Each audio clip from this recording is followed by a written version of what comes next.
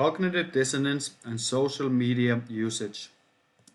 Cognitive dissonance theory, or CDT, refers to the discomfort of holding two contradicting or conflicting thoughts at the same time, and as such express that discomfort when exposed to that fact or to an opinion that is contradictory to their own beliefs.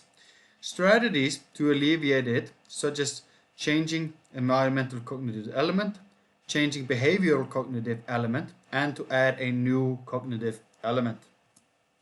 Social network service users are often more exposed to heterogeneous opinions than those who do not use SNS. This study investigated the impact of that heterogeneity on its users. This study stands out from other previous studies as it is first to quantitatively measure the mental discomfort when using social media by using projective techniques.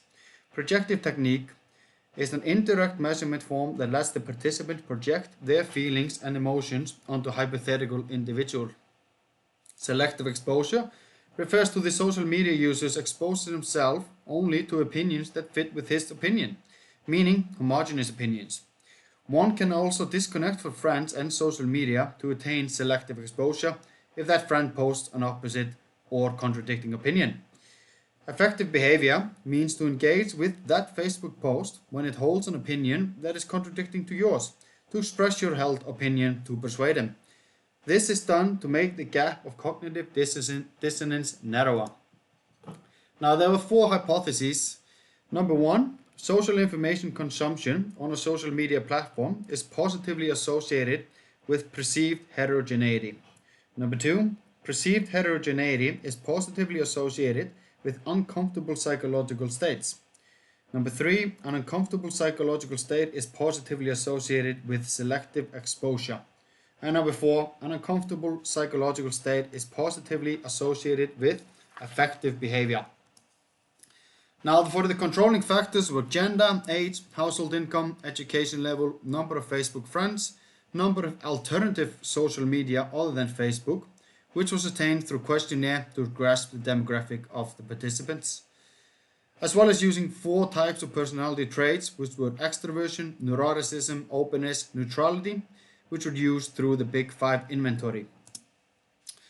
Now, with the methods, a questionnaire was sent out from August 31st to September 2nd, 2018 on the prolific academic online platform. The questionnaire used 7-point Likert scale for measurement. The 7-point Likert scale was in the form of how often do you do something, from 1, never, to 7, very often a day. We applied the projective technique to the measurement item related to the uncomfortable psychological state by inducing respondent to think about the cases when a hypothetical person whose personality is similar to the respondent is exposed to heterogeneity on Facebook. 425 participants took part in the survey. Now, all hypotheses were supported. The result also showed that given the two choices of selective exposure and effective behavior, people went for the selective exposure route. There was also effect of age and heterogeneity and neutrality. The results for age showed that older individuals were less exposed to conflicting opinions than the younger participants, as they pursue more selective social relationships rather than trying to form new ones. Also, the neutral person who usually do not take sides were less exposed to conflicting opinions.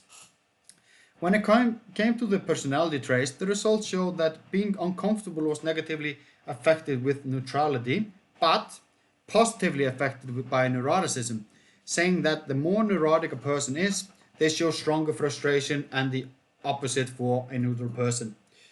Now, gender was also a factor on selective exposure, in that females showed more passive behavior when they was exposed to unpleasant information.